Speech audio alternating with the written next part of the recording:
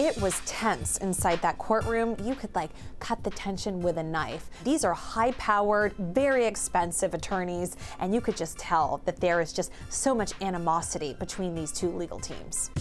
NBC Entertainment correspondent Chloe Melas was in the packed New York City courtroom today where Justin's attorneys asked the court to throw out Blake's case, accusing him of sexual harassment before it gets to a jury.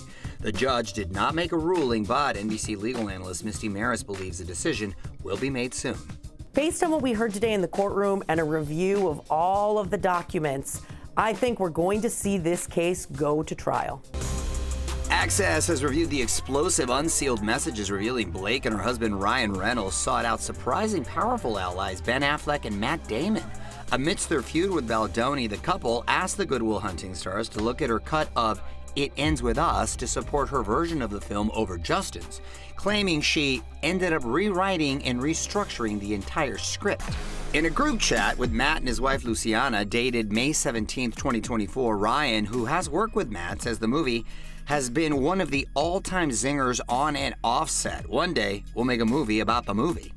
Blake added, "This movie nearly killed me. The director, co-star, producer, financier, head of the studio, yes, all one person, had zero experience, but the good news is he also has no taste and an enormous ego, but only because he's in a cult and believes he's our century's prophet." Both Matt and his wife appeared compassionate towards Blake, and Matt replied that his family would give you any help we can.